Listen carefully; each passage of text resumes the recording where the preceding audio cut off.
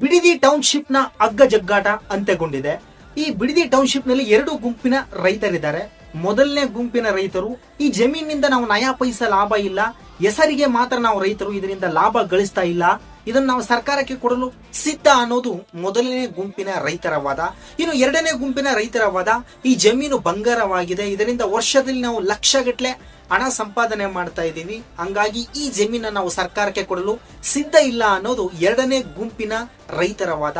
ಇವೆರಡೂ ಗುಂಪುಗಳನ್ನು ಆಲಿಸಿದಂತ ಸರ್ಕಾರ AICT ನ ಡೆವಲಪ್ಮೆಂಟ್ ಮಾಡ್ಬೇಕಂತ ಅನ್ಕೊಂಡಿದೆ ಅಲ್ಲ, ಈ ಸಿಟಿಗೆ ರೈತರು ಯಾರು ಇಷ್ಟಪಟ್ಟು ಜಮೀನು ಕೊಡ್ತಾರೋ ಆ ಜಮೀನಲ್ಲಿ ಮಾತ್ರ ಸಿಟಿನ ಡೆವಲಪ್ಮೆಂಟ್ ಮಾಡ್ತೀವಿ ಅಂತ ನಿನ್ನೆ DK ಶಿವಕುಮಾರ್ ಅವರು ಸ್ಟೇಟ್ಮೆಂಟ್ ನ ರಿಲೀಸ್ ಮಾಡಿದ್ದಾರೆ. ಒಟ್ಟಾರೆ ಈ ರೈತರ ಒಂದು ಹೋರಾಟಕ್ಕೆ ಸರ್ಕಾರ ಮಣಿದಿದೆ ಅನ್ನೋದು ಇಲ್ಲಿ ಸ್ಪಷ್ಟವಾಗಿ ಗೋಚರವಾಗ್ತಾ ಇದೆ. ಹಾಗಾಗಿ ಈ AICT ನ ಇಷ್ಟೇ ಜಮೀನಲ್ಲಿ ಯಾವ ರೀತಿ ಡೆವಲಪ್ಮೆಂಟ್ ಮಾಡ್ತಾರೆ ಅನ್ನೋದು ಇನ್ನು ಒಂದು ಯಕ್ಷ ಪ್ರಶ್ನೆಯಾಗಿ ಉಳಿದಿದೆ. ಅದನ್ನ ಖಂಡಿತ ನೀವು ಕಾಮೆಂಟ್ ಮೂಲಕ ತಿಳಿಸಿ ಅಂತ ಹೇಳ್ತಾ ಥ್ಯಾಂಕ್ ಯು ಫಾರ್ ವಾಚಿಂಗ್.